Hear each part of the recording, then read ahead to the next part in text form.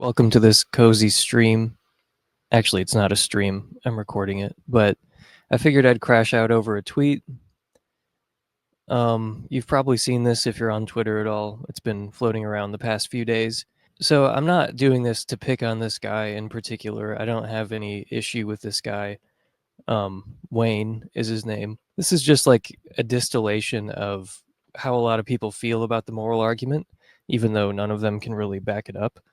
So, yeah, that's what we're doing. We're crashing out over a tweet. We're taking a tweet very seriously. So, he said, I think it follows straightforwardly from atheism that the universe is cold and uncaring, and we're just animals like all the others, and therefore there can't possibly be anything like right and wrong, capital R, capital W, and you genuinely are permitted to do whatever you want, and there will be no final accounting. I'm not saying that's right or wrong, I'm just saying that it follows directly from the atheist worldview, and yet no atheists admit to it. And he followed up in a different tweet. He says, the other thing maybe to say here is that, I don't know, I don't read a lot of obscure academic text about ethics, so maybe someone has developed a really great explanation for why it doesn't matter that without God, all morality is contingent. But speaking of the new atheists, their attempts to make that argument were simply not very good, not very convincing, in my view. So we had a big moment where a bunch of really smart people made the atheist case to the public, really quite convincingly, I think, but on this one point demonstrated that they do not have very satisfying answers. So I thought that was important to understand his views because he said, without God, all morality is contingent. And as you may know, I don't think that's true. Okay, so let's overanalyze this tweet and go line by line, because there's a lot going on here in this short little space. So I think it follows straightforwardly from atheism that the universe is cold and uncaring. Okay, well, I don't think you really need to be an atheist to see that the universe is, like, broadly speaking, cold and uncaring. In fact, I think if you're making this point, you're kind of admitting that the world doesn't look like it was set up with the welfare of conscious creatures in mind. It's like you need a God to redeem this world, because without God, if you're just looking at the natural world, if you're just looking at like what's common between naturalists and religious people, you're kind of implying that the evidence is not great that God exists. You're saying, well, on atheism, you would expect a cold and uncaring universe, and if you don't believe in God, it's pretty clear the universe is cold and uncaring. It's like, okay, are we admitting that that's what the natural world kind of looks like? It kind of looks like you'd expect it to look on the hypothesis of indifference. It looks like you would expect it to look if God didn't create it. Because I agree with that. I just don't think it makes the point you think it's making. I mean, if you're like me, you're kind of impressed by some of the arguments for a value selection hypothesis. You just don't think they're pointing towards theism in particular. You just think they're kind of pointing away from the hypothesis of indifference. Because I think theism is just like way too strong. It just makes you expect too much from the world. And when you look at the world, it's just like, this was not created by like a God who cares about sentient beings. I don't understand how you can look at evolutionary history and think that it was. If you can think that, it almost makes me question whether you've really thought about evolutionary history. But anyway, he's saying that it follows from atheism that the universe is cold and uncaring, and I'm sort of granting that, even with this caveat about non-theistic forms of the value selection hypothesis. Oh, and one other side note, I don't think this guy is actually religious, for the record. I'm not like intimately familiar with his religious views, but he said he was an atheist for most of his adult life. I think he still is. He's got a complicated relationship with religion, it would appear. Not exactly unusual. Just trying to let you know where he's coming from. He wants Christianity to be true, or theism to be true, but as far as I know, I don't think he is actually a religious person. He just thinks that this follows from atheism. Okay, so like I said, I'm granting that if atheism is true, you've kind of lost like the main thing that's making the universe not cold and uncaring. So yeah, I don't really object to that part. I just think you're implicitly granting that there's strong evidence against theism. because the natural world is indifferent. Then he says, we're just animals like all the others. So that also follows straightforwardly from atheism, apparently, that there are no relevant differences between us and other animals. That's just obviously false. Like, it's not even up for debate. I mean, look at what we're doing right now. We're communicating with language. Like, can other animals do that? Like, can they communicate in the way that we're communicating right now? Like, can other animals reason about things morally? Can they build cars and roads? Can they fly to the moon? Can they do calculus? And I'm not nitpicking here. I'm not just like saying, actually, there are some differences between. It's like, look, we are very obviously not like other animals. And that matters to this argument because some of those differences are relevant differences when it comes to moral philosophy. Okay. So, like, the fact that we can reason about what we're doing, that we can morally, that makes us moral agents, not mere moral patients. So we're moral patients in the sense that it matters what happens to us. It's like kicking a human is not the same thing as just kicking a pebble. And, other animals are moral patients. Kicking a dog is not the same thing as kicking a pebble. But I don't think dogs are engaging in complex moral reasoning. So this is not some kind of arbitrary distinction. This is something that we do in ordinary life. It's something we do in the law. It's reflected in the law of the land. Like, if you're like not mentally competent, that's viewed as a factor that needs to be brought under consideration. We don't treat children the same way as we treat adults because we don't see them as like fully responsible because they're not as cognitively developed as adults. Okay, so like these differences between humans and other animals are also present between adults and children. And we treat children differently than we treat adults because they are cognitively limited. And we also do it with adults who are severely cognitively limited. So this is not complicated stuff. I don't think animals in general are moral agents. So there is a huge difference. Like in that debate with Shelley Kagan and William Lane Craig, Craig goes, why is it wrong, curiously, for me to murder but not lions to murder? Or like an animal might forcibly copulate, but we wouldn't say that animal is a rapist or something. And this is the distinction. Like we're moral agents and they're not. Okay, this is, like I said, this is not some like philosopher's fiction or something. It's reflected in the law. It's common sense. Everybody gets this until you start talking about the moral argument. Yeah, so we're clearly not animals like all the others. Even if God doesn't exist, everything I just said is true.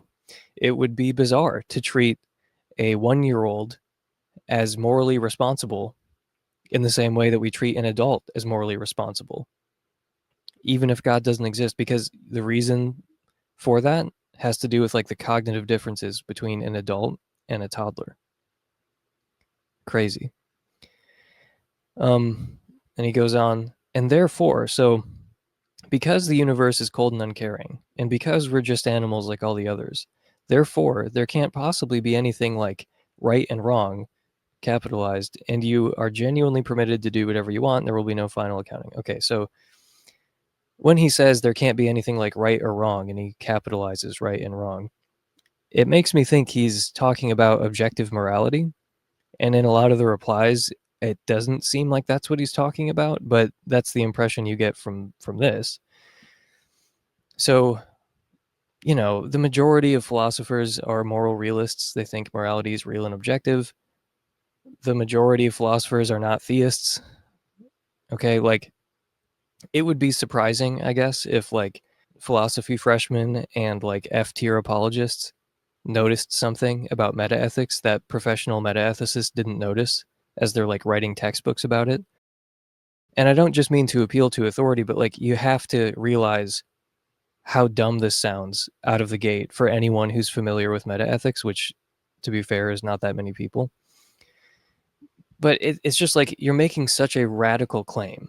You are making such a strong radical claim that is completely at odds with the opinions of professional metaethicists. And no one seems to be aware of that. Like they don't seem to be aware of how unusual these claims are in the context of people who actually think about this on a regular basis, like think deeply about this. They argue about it with their epistemic peers. They write papers and books about it. They teach the subject to kids, like, year after year after year. And then there's someone who just kind of muses about it sometimes, or like listens to some idiot apologist, and they're like, "Yeah, I know more about this than you do."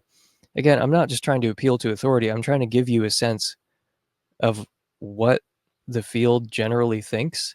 So you should probably know something about why they think what they think. Like, even young Earth creationists know more about the subject of evolution than moral argument defenders know about metaethics. That's pathetic. That is sad. If there's a young Earth creationist defending their views on the internet, they literally probably know more about evolution and why people believe in it than people who defend the moral argument understand metaethics and why people think morality can be objective, even if God doesn't exist. You realize how pathetic that is, right?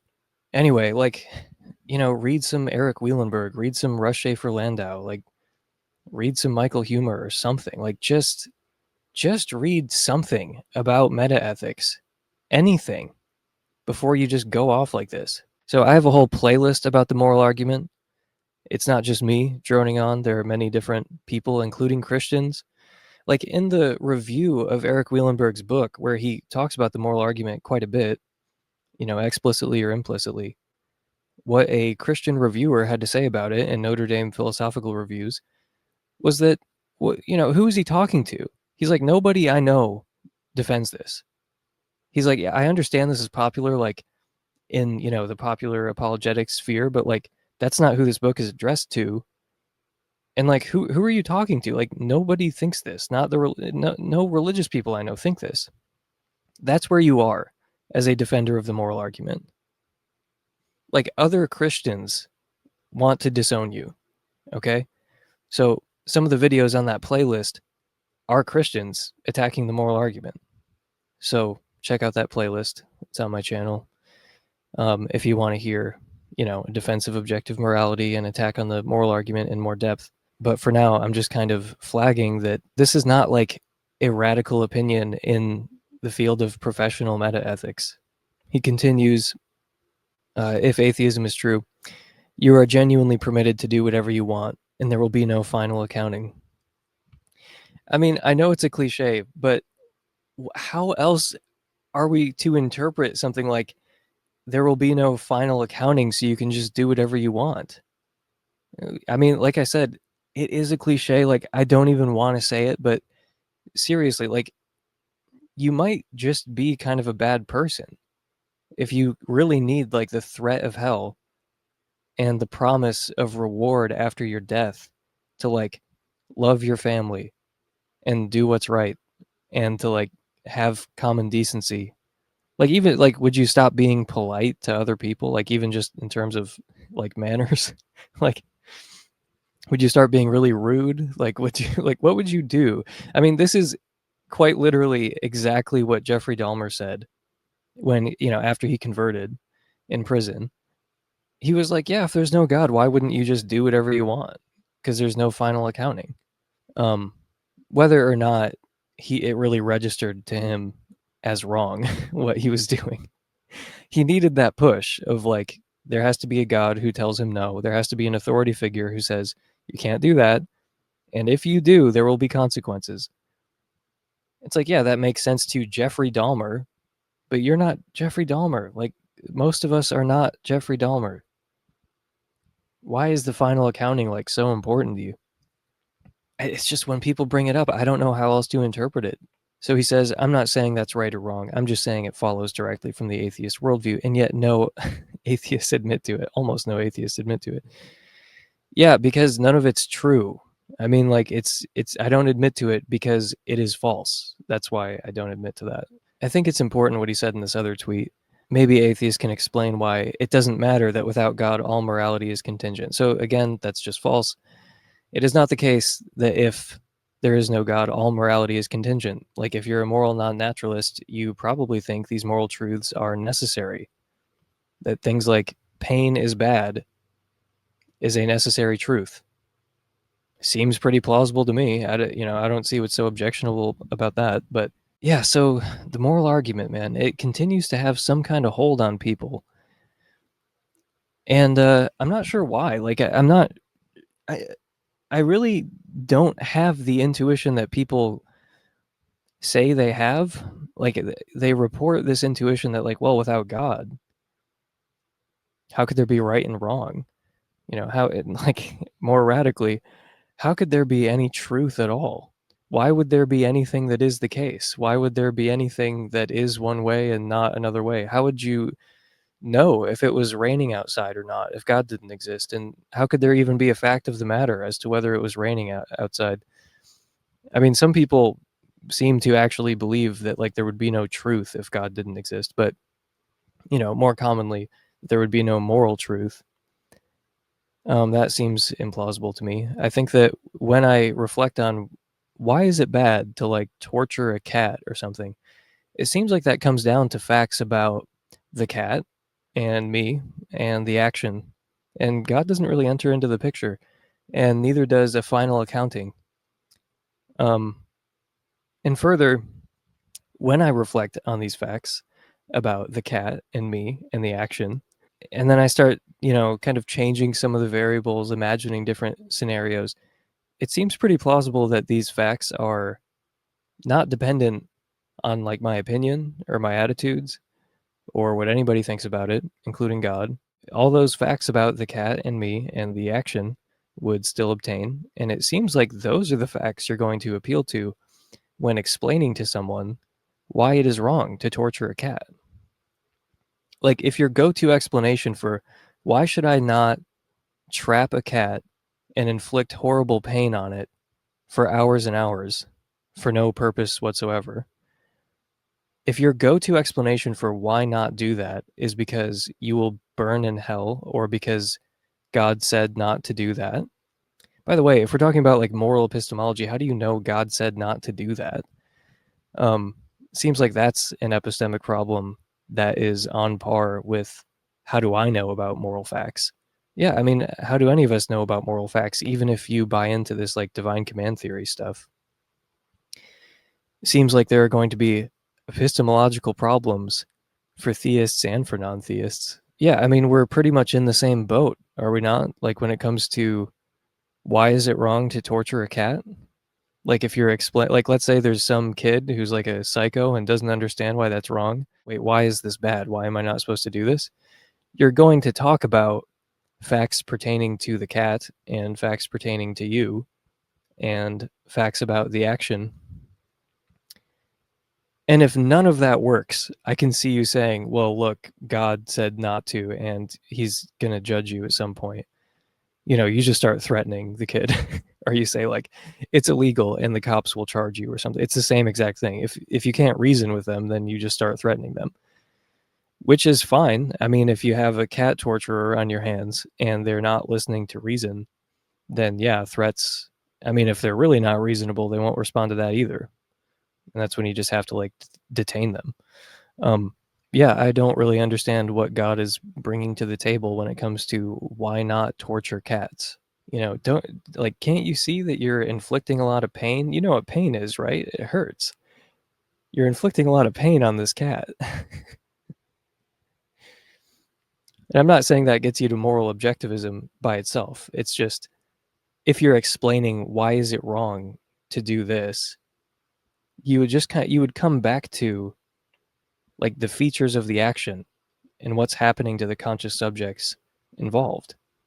That's what you would do, whether you're a theist or not a theist. It would be deeply concerning if you explain to someone that you shouldn't torture a cat because don't you know that you're causing a lot of pain to the cat, and they just stare at you blankly like you haven't given them any reason at all for not doing what they're doing.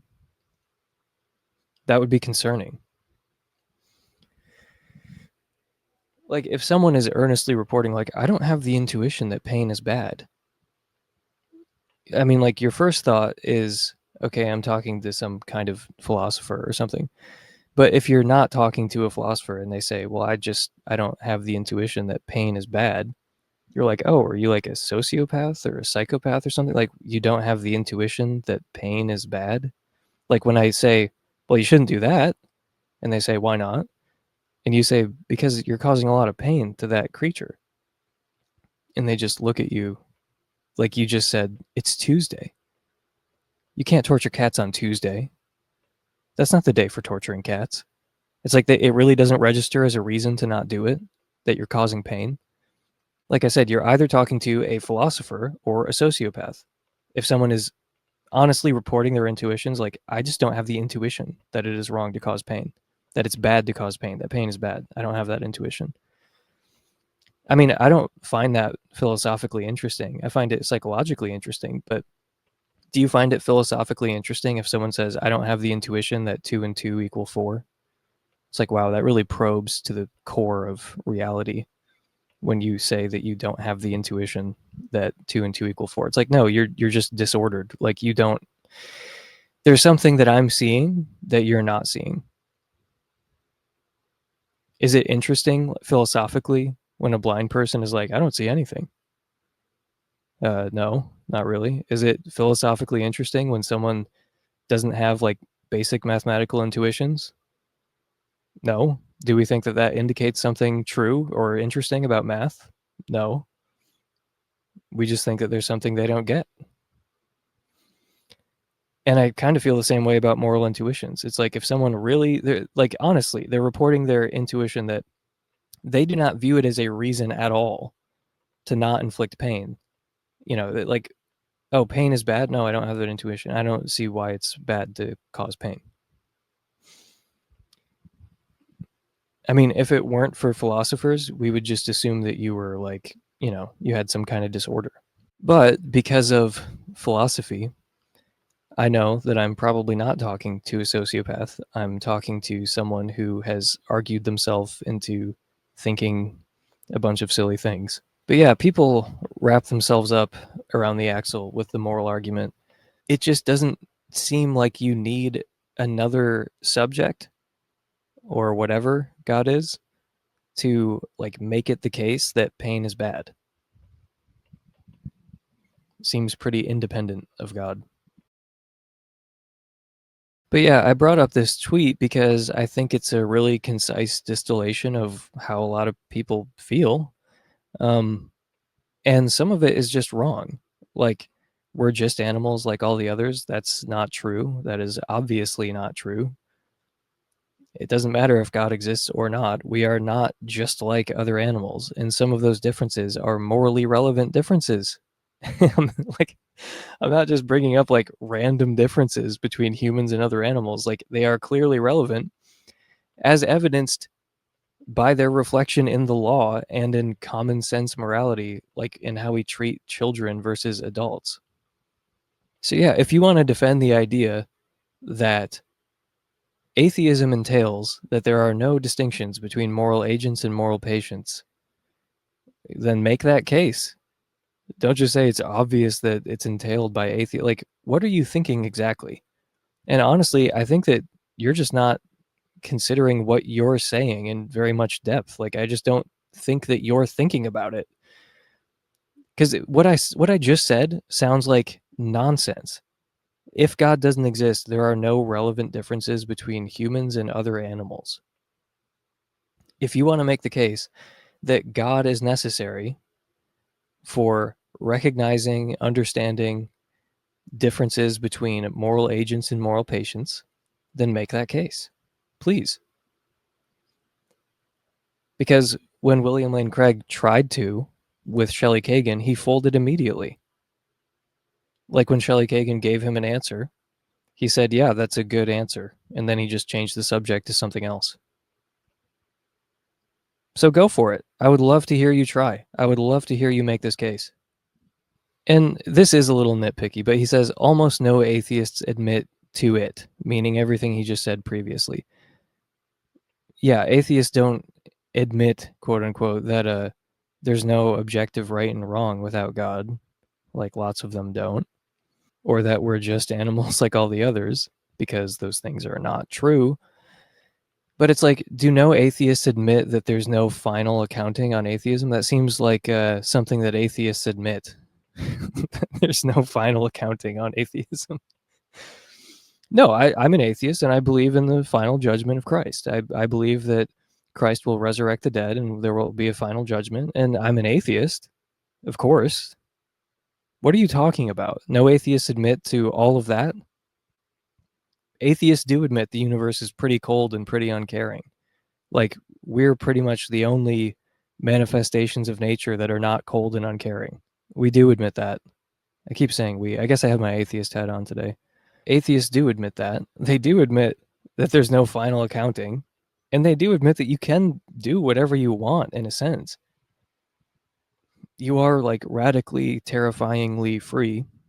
But that's true in any case. I mean, Kierkegaard was an existentialist, and he was a Christian. Like, there are Christian existentialists. This has been noticed by Christians before, the degree of freedom that you have and how scary it is. This is not something that only atheists have noticed. Can you do whatever you want without fear of the law? No. Can you do whatever you want without fear of judgment from your friends and family and your peers? No. Can you do whatever you want without fear of the final judgment of Christ? Yes. Is that something that no atheists admit to, or almost no atheists admit to? I think the atheists admit that.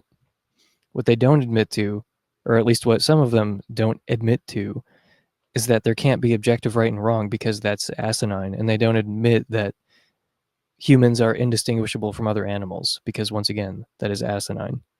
Like, just think about what you're saying. Think about the words you're saying. Do these sentences actually seem true to you? That's like my honest question. Is like, I just feel like an alien sometimes reading this stuff. Like, is this what you actually think? This cannot be what you actually think. But yeah, and like in the other tweet, he says, oh, if God doesn't exist, then all morality is contingent. And I guess that's true on, like, subjectivism. It's not true on, moral naturalism, I don't think. It's not true on moral non-naturalism. So I don't think it's necessarily the case, because those are real possibilities. Just read what secular meta-ethicists have written about this. If you're curious about this possibility, okay? It is definitely not the case that if God doesn't exist, then all morality is contingent. And further, it's not clear that God totally eliminates the contingency of morality. Like, especially if you're a Christian, the rules of conduct, of, like, ethical conduct, seem to have changed from, the old covenant to the new covenant, for one. And it's not just like a thought experiment. I only bring that up because it's not just a thought experiment to say, like, well, what if God commanded something else? It's like, well, he did command different things at different times. And if you're a divine command theorist, that's not a problem, but it does seem to make morality a little bit contingent, because it's changing, which seems to be a mark of contingency. So yeah, it seems like on divine command theory, morality could change. And if you're a Christian theist, it seems like it has changed at different points in history. That seems contingent at face value. Whereas the moral non-naturalist does not think morality is contingent. Also, something I just thought of on this final judgment point, it's not like Christians believe that you are really judged by your works and by your conduct and character. You're judged by, I mean, at least according to a lot of Christians, you're judged by weird stuff like your theological beliefs. Like, according to a lot of Christians, you cannot be an atheist and get into heaven. You can't be like a non-believer and get into heaven. It does not matter what you did or the way that you are in terms of your moral character. It doesn't really seem like ultimate justice. A lot of Christians, especially throughout history, thought that if you were a heretic, so you're not even an atheist, you just belong to the wrong church, I guess, they don't believe they're going to heaven. Is that really, like, ultimate justice? Is that a final accounting for all the cat torturing you did? Because, like, it seems like, you're going to be forgiven for those sins. Like, like, if you're in heaven, you've been forgiven for all of your sins, but there's still some kind of, like, distinguishing criteria where some people go to eternal torment or non-eternal torment, but, some people don't make it into heaven. And it's not because of their own righteousness. I mean, that's not really the Christian story as I understand it. It's not because of your own personal righteousness. So there's still not really like ultimate justice. So just saying, well, there's a final accounting. It's like, yeah, a final accounting of what? Is it like a theology test? I mean, because if you're that type of Christian who thinks that like, well, heretics and Mormons are not going to heaven, it's like, oh, okay. So you actually don't even care about moral conduct and character and works and all the rest of it because all the people in heaven are just being forgiven for their sins. There's some other like morally irrelevant criteria that are determining that some people don't make it into heaven. So just adding a final accounting into the mix does not really like improve our lot or make the world more just overall. Obviously, there are forms of Christianity where well, that are not like morally insane, but seems like a lot of Christians who believe in like eternal punishment and this final accounting, this final judgment, it's not like you're being judged and separated by your works, like by your moral conduct and character. There are some passages that in the Bible that seem to indicate that that is how it is, but Christians don't like those passages. Famously, Jesus separated the sheep and the goats by who had the correct view of the Trinity. That was the point of that parable. And, I've said that joke before, and there are always Christians who reply with like the Chad meme, or they're just like this, but unironically. So yeah, I mean, they embrace the complete moral absurdity of their view. And I mean, it's just obvious. Like if you were just reading that story, like if you're reading the New Testament as like a neutral agnostic and you're like, what does this story mean? I don't think that's the conclusion you would come to. I don't think that that's the point of the sheep and the goat story. But according to a lot of Christians, it is just not by works at all. Like your works just don't have anything to do with how you're separated. So how does that secure ultimate justice, this final accounting? It just doesn't. So I think that's going to be it for our cozy Sunday afternoon stream. If you want to get more into the meat of the moral argument, check out my moral argument playlist. Sorry this wasn't an actual stream. I kind of tried to do that, but I was having some internet problems and some StreamYard problems, so I just recorded it and uploaded it. I wanted to respond to your comments and everything, but sadly, StreamYard is not cooperating. So sorry this wasn't an actual stream. Maybe I'll do it more regularly because I haven't been writing and recording a lot of content lately for reasons that maybe I will explain sometime soon. But yeah, maybe I could do this more often. Maybe I could just stream and talk to people more directly because it's hard to find time to write and record and upload. And yeah, so maybe I can just stream a little more often. So thanks for watching. I've been Emerson Green, and I will see you next time.